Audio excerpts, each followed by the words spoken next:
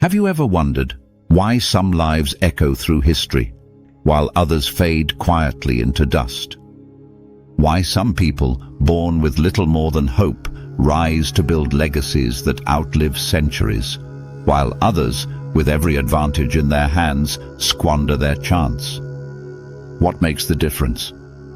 It is not luck. It is not the world's applause. It is not even the circumstances of birth.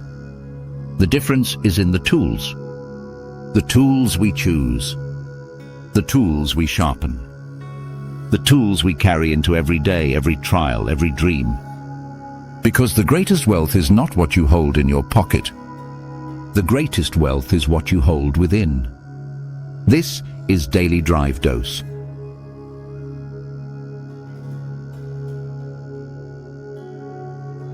And tonight, I want you to walk with me through a journey. Not just a story, not just a speech, but a reflection, a cinematic unfolding of the life that could be yours. A journey into the philosophy that has quietly shaped nations, lifted souls, and changed destinies. The best investment is never in gold, never in status, never in fleeting applause. The best investment is in the tools of one's own trade. Picture this: Philadelphia, 1706. A boy of humble means walks the narrow streets with bread in his hands. His name is Benjamin Franklin. His family is not wealthy. His path is not paved. But in his heart burns a fire, not for possessions, not for indulgence, but for learning. Franklin taught himself through books borrowed, words copied, lessons devoured by candlelight. He was investing, not in what could be taken away, but in what could never be stolen. His mind became his press. His habits became his compass. His curiosity became his ladder. And from those invisible tools, Franklin built a life that would one day shape a nation. So let me ask you, what tools are you sharpening? In our modern world, it is so easy to confuse tools with toys, to confuse investments with distractions. We polish our screens but not our minds. We update our feeds but not our vision. We chase attention but lose intention. And then we wonder why we feel empty. Because tools build. Distractions consume. There is a quiet truth about life. Every moment is an investment. Every action a seed. Every thought a chisel carving the shape of your destiny. And the return you receive will always be in proportion to the tools you choose to sharpen. Take a craftsman. Give him dull instruments. Even with talent, even with effort, his work suffers. But give him tools sharp and cared for, and his ordinary hands can create extraordinary things. Your life is no different. Your mind is a chisel. Your discipline is a hammer. Your vision is a compass. And yet so often we let them rust. Why? Because the world has convinced us that the measure of worth lies in what we consume. A new gadget, a bigger car, a louder applause. But none of these sharpen your blade. None of these strengthen your hand. The real question is not what you own, but what owns you. There is a man whose story I often return to. Thomas Edison, the great inventor. People remember his triumphs, but forget his failures. 10,000 failed experiments before the light bulb. 10,000. Imagine the ridicule. Imagine the doubt. But what was Edison doing with each so-called failure? Sharpening his tools, honing his persistence, training his resilience. Because every rejection, every burnt filament, every dark night was not wasted. It was an investment in the very tools that would one day bring light to the world. So I ask you, how do you see your failures? Are they proof you are not enough? Or are they sparks, sharpening your blade for what's coming next? Look around you. We live in an age of noise, screens that never sleep, voices that never stop. A flood of content, but a drought of clarity. And yet, clarity is the sharpest tool of all. There was a young woman I met once, brilliant and creative, but drowning in comparison. Every scroll through her phone was a stab of inadequacy. They're ahead of me, they're better than me, they're happier than me. But then one day, she deleted the noise. For 30 days, she unplugged. No feeds, no likes, no endless scrolling. In that silence, she rediscovered her own voice. In that stillness, she sharpened her clarity. And with that clarity, she built a business, a movement, a life that was authentically hers. The best investment she ever made was in the tool of her own attention. So here already a principle emerges. One not written in lists, but in lived stories. The tools of your trade are not outside you. They are within you. And they must be sharpened in silence, tested in fire, and guarded against distraction. But let's go deeper. Consider the story of Leonardo da Vinci. We remember him as an artist, a genius, a man centuries ahead of his time. But what most forget are his notebooks. Thousands of pages filled with sketches, questions, observations. He carried them everywhere. They were his laboratory, his canvas, his mirror. Those notebooks were not decoration. They were his tools. And through them, he built a bridge between imagination and reality. Ask yourself, where are your notebooks? Where are you capturing your questions, your curiosities, your insights? Or are they slipping through your fingers, lost to distraction? Because the greatest ideas rarely come in moments of noise. They arrive quietly when you have built the habit, the tool of noticing. I want you to imagine something. Imagine your future self, 10 years from now, standing in a room, looking around at the results of the choices you made today. Will that self thank you for the tools you sharpened? For the disciplines you chose? For the time you invested in what lasts? Or will that self weep at the rusted blades, the wasted hours, the toys mistaken for tools? This is not a small question. This is the question that divides the fulfilled from the regretful. There's another story, a modern one. A young man lost in depression, numbed by endless distractions, nearly gave up. But then, almost by accident, he picked up a pen and began to write. Not polished essays, not beautiful lines, just raw words, thoughts, pain, dreams. Day after day he wrote, and slowly writing became a tool for healing, a tool for clarity, a tool for rebuilding a life that was nearly shattered. Years later, those same words that once saved him inspired others. He became a speaker, a leader, a voice. Not because he chased fame, but because he sharpened a simple tool, the pen. The best investment he made was not in something external, but in his own capacity to process, to create, to give. And isn't that the story of all who rise? Franklin, Edison, Da Vinci, and the young man with a pen. Different centuries, different crafts, different tools, but the same truth. The return of life is not measured by what you collect, but by what you cultivate. And cultivation always comes back to tools. So where does this leave us? It leaves us with a mirror.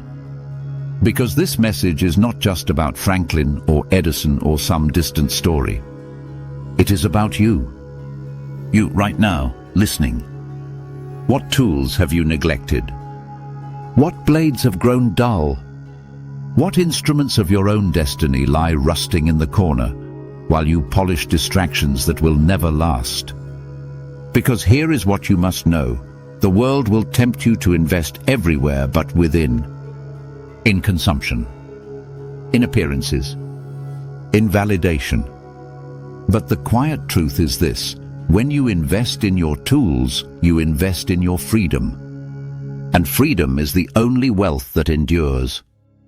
But let's go deeper still. Because tools are not only skills. They are not only notebooks, pens, or chisels. Some of the most important tools of your trade are invisible. Take resilience. Resilience is not glamorous. It doesn't shine like gold. It doesn't make headlines. But it is the hidden steel inside those who endure. Think of Nelson Mandela. 27 years in prison. 27 years of waiting, of hardship, of stolen time. Most would have been broken. Most would have let bitterness dull the blade of their spirit. But Mandela chose differently. He chose to see even prison as a forge. Each day, each trial, sharpening his patience, his vision, his ability to endure. So that when the gates finally opened, he did not walk out a broken man. He walked out a leader. What tool had he sharpened? Resilience. And that resilience became not just his salvation, but his nation's. Now let us bring it back to you. How do you respond when life presses in? When doors close? When dreams delay? Do you collapse? Do you surrender? Or do you see the fire as the very forge of your strength? Because the best investment you will ever make is in the tools that cannot be stolen. Resilience, patience, vision, discipline. They are invisible, but they are indestructible. And yet, there is another tool, one often forgotten in our modern age. Empathy. In a world addicted to self, to image, to endless performance, empathy is radical. It is revolutionary. Let me tell you a story. During World War II, amidst the darkest days, a young woman named Anne Frank hid in a secret annex. Her world was fear, silence, confinement. Yet in the midst of terror, she chose to write words filled not with hatred, but with empathy. Words that saw beauty in humanity, even when humanity seemed to collapse. Her diary was not just a record. It was a tool that carried hope across generations, a tool that reminds us even now. Empathy endures where empires fall. Think of that. A simple notebook. A young girl's words, and yet sharper, stronger, more enduring than armies. What tools are you sharpening in your own relationships? In your own heart? Because empathy is not weakness. It is the tool that builds bridges no other force can build. There is another dimension here. We often imagine tools only as things we use to climb higher, to advance, to succeed. But sometimes tools are what we use to go deeper. Consider mindfulness. In a world racing faster every day, where our minds are pulled in 1,000 directions, the simple ability to be still, to be present, to notice, is itself a tool. The Buddha once taught that the mind is like a garden. What you water grows. What you neglect withers. Today, most of us water distraction. We water comparison. We water envy. And we wonder why peace eludes us.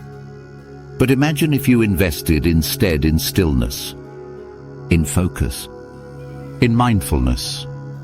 That simple act could transform not just your productivity, but your peace.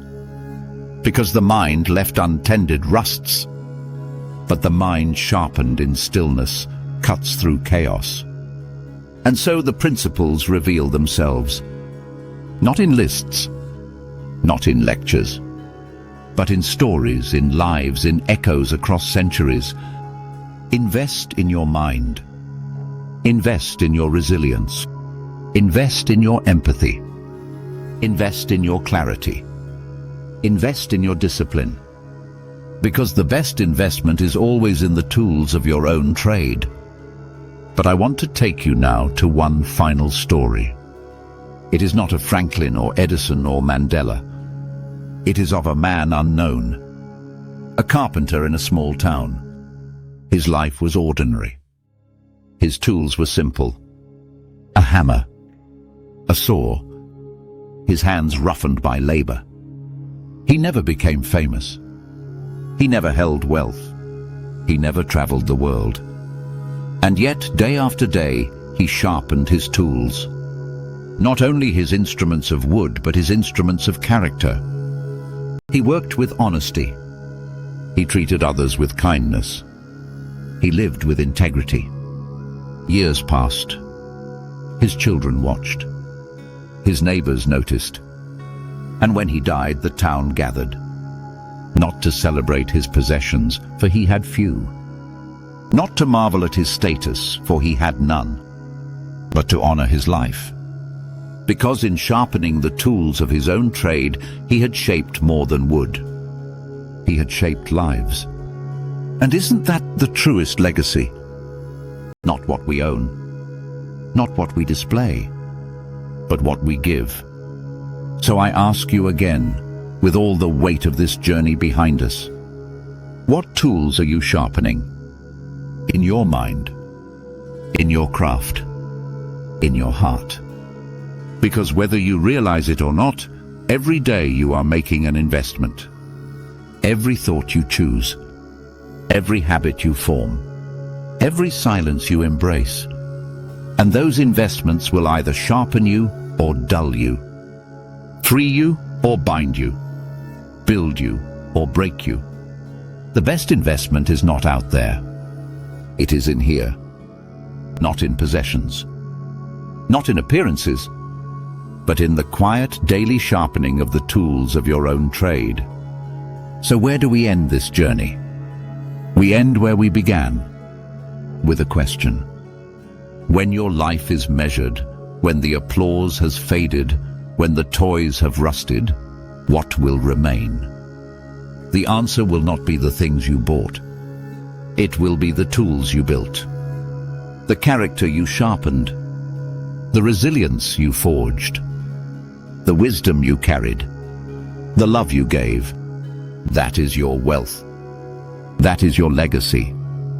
That is your trade. So, sharpen your tools, invest in yourself, and keep building the life only you can build. Because the world does not need more noise. It does not need more distraction. It needs craftsmen of the soul. It needs builders of character. It needs you. If this journey has spoken to you, if it has stirred something in your heart, then carry it forward. Share it with someone who needs it.